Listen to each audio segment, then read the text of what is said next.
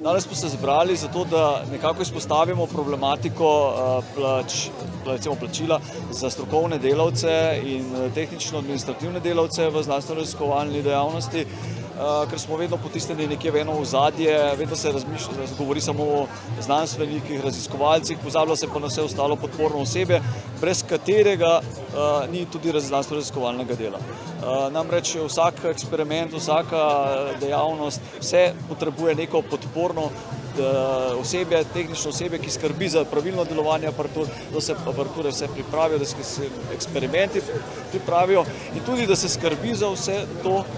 in tudi včasih na koncu, da se pomaga pri pisanju poročil in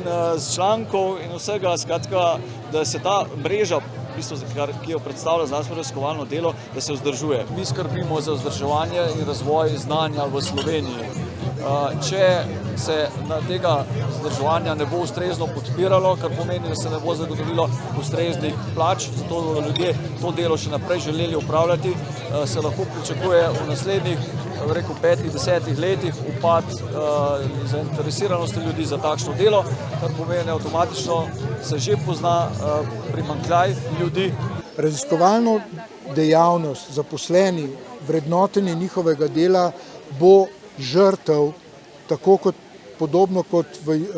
izobraževanju in kulturi tega novega plačnega sistema, kjer se te zaostanki v vrednotenju, v spoštovanju tega dela prenašajo tudi v nov plačni sistem. Kar se mene tiče, je to popolnoma zgrešeno in kaže na temeljno nerazumevanje